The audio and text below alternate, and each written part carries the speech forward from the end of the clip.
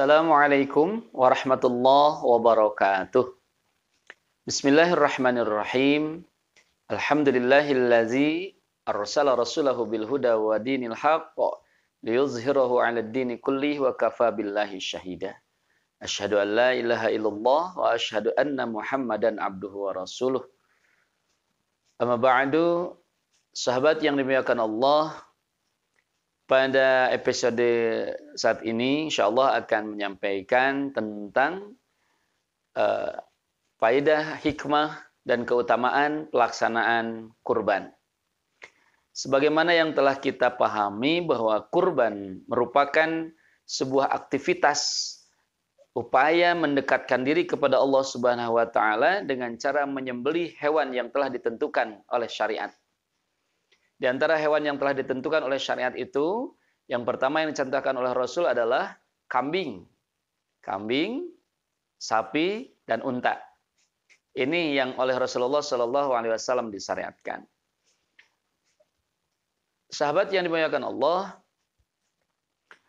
hakikat dari kurban adalah upaya mendekatkan diri kepada Allah Subhanahu wa taala.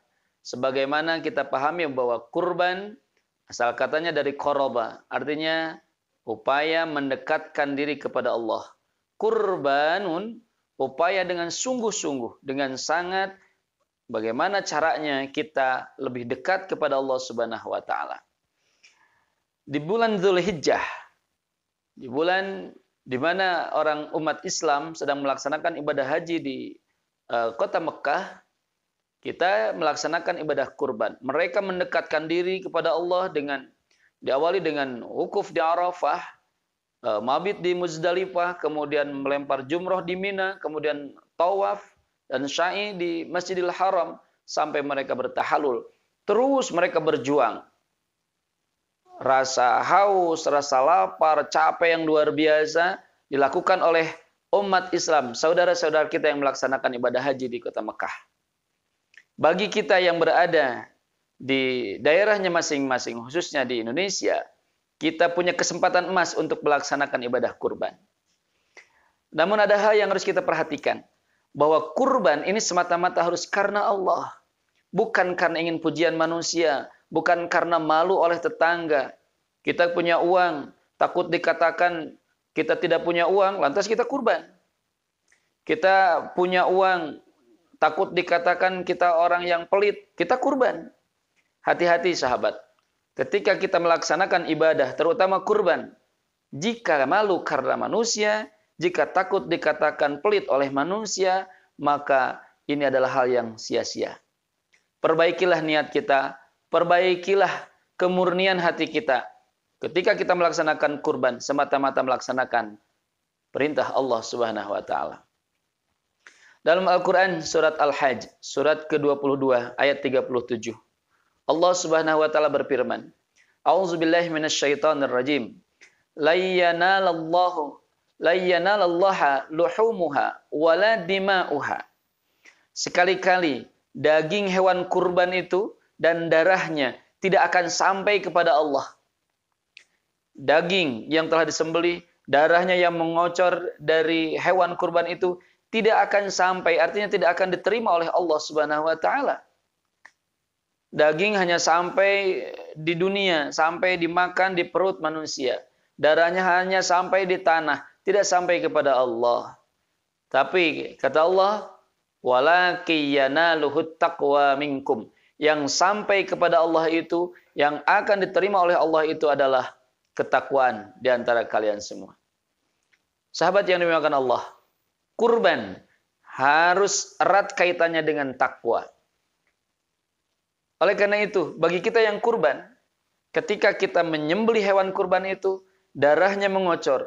Ada Rasulullah SAW menyampaikan kepada Siti Fatimah, Fatimah Az-Zahra putri Rasulullah. Hadis ini diriwayatkan oleh Imam Al-Hakim.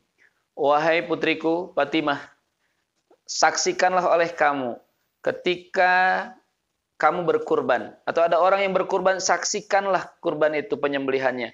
Karena tetesan darah yang pertama itu akan membuat Allah ridho mengampuni dosa-dosanya. Sunnah bagi orang yang berkurban dipersilahkan untuk melihat proses penyembelihan. Dan setelah penyembelihan itu dilakukan, maka berdoalah kepada Allah dengan bertakbir. Allahu akbar kabira walhamdulillahi katsira wa subhanallahi bukratan wa asila. Inni wajjahtu wajhiya lilladzi fataras samawati wal ard hanifan musliman wa ma ana minal musyrikin. Inna salati wa nusuki wa mahyaya wa mamati lillahi rabbil alamin. La syarika lahu wa bidzalika umirtu wa ana minal muslimin, atau wa anna awwalul muslimin. Sahabat yang dimuliakan Allah, ketika selesai kita menyembelih hewan kurban, doa itu kita lantunkan. Itu disunahkan oleh Rasulullah SAW. Bukan hanya sebatas melihat langsung kita kembali lagi. Bertakbirlah seperti doa pada saat kita melakukan doa iftitah pada saat sholat. Sampai wa ana minal muslimin. Dengan seperti itu kita akan melangkah kepada kebaikan. Ingat sekali lagi bahwa daging dan darahnya hanya sampai di dunia, tidak sampai kepada Allah. Yang sampai kepada Allah adalah ketakwaannya. Sahabat yang dimuliakan Allah, Allah Subhanahu wa taala menundukkan hewan kurban, sapi yang besar, unta yang besar, itu bisa ditundukkan oleh Allah sehingga dia nurut untuk disembelih. Walaupun meronta-ronta tapi tetap kita mampu menundukkannya. Hakikatnya Allah menyampaikan, kadzalika sakhkharaha lakum. Demikianlah Allah menundukkan hewan-hewan kurban itu untuk kalian. Litukabbirullaha ala ma hadakum. Supaya kita bertakbir, mengagungkan Allah atas hidayah yang telah diberikan Allah Subhanahu wa taala. Sahabat yang dimuliakan Allah, kita mampu menggulingkan, menjatuhkan hewan kurban, sapi, unta atau kambing bukan karena kehebatan kita. Itu semata-mata Allah menundukkan mereka. Coba bayangkan, tenaga sapi, apalagi unta, itu dibandingkan dengan manusia berapa bandingannya?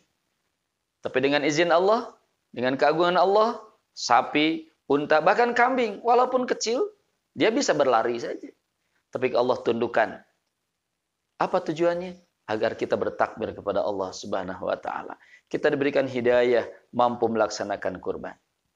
Sahabat yang dimuliakan Allah, ada hal yang penting yang perlu kita pahami tentang kurban ini. Manakala kita akan menyembelih kurban, sadarilah, pahamilah bahwa ketika darah itu mengocor keluar dari leher hewan yang disembelih, bayangkan dan yakinkan sifat-sifat hewan yang ada dalam diri kita. Hewan itu rakus.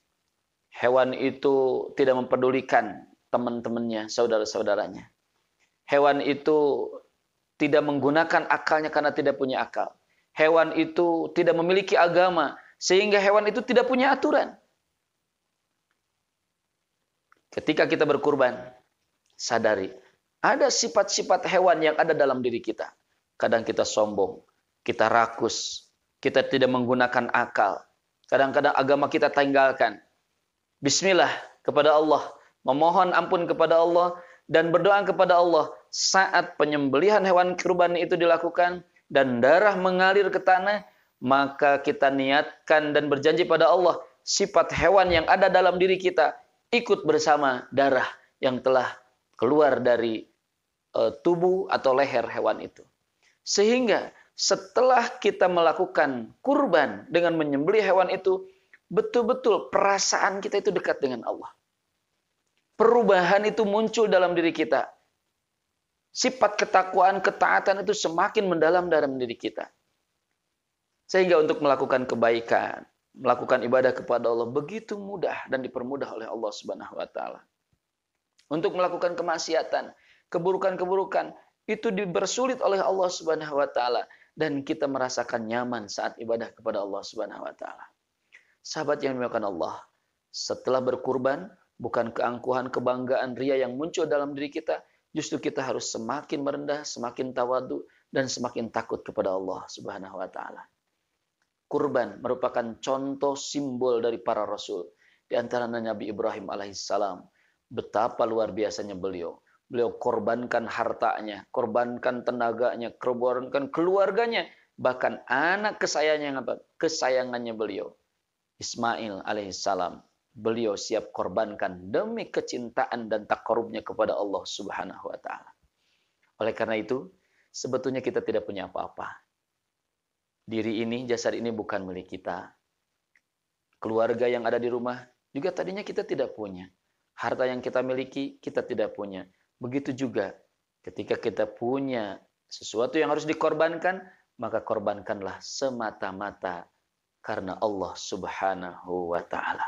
Insya Allah, siapapun yang siap berkorban untuk Allah, maka Allah akan ganti pengorbanannya dengan yang lebih baik dan yang lebih memuliakan kehidupannya di dunia dan akhirat. Sahabat yang dimuliakan Allah, semoga di musim kurban tahun ini kita diberikan keleluasaan harta oleh Allah. Kalaupun belum, kita niatkan untuk mengorbankan apapun yang Allah berikan kepada kita. Tenaga, pikiran, waktu, atau apapun kita korbankan. Dengan harapan, ma la yudrikuhu kulluh, fala tatrukuhu kulluh. Ketika kita tidak bisa melakukan yang maksimal, yang baik, yang sangat baik, maka yang kecil, yang minimal, yang biasa-biasa, kita tidak tinggalkan. Insya Allah, Allah Maha tahu kemampuan kita. Kita mampu kurban atau tidak mampu kurban, Allah Maha tahu. Yang mampu jangan disembunyikan, yang tidak mampu silahkan lakukan yang terbaik. Karena Allah akan memberikan yang terbaik untuk hambanya yang tulus, ikhlas semata-mata karena Allah Subhanahu wa taala.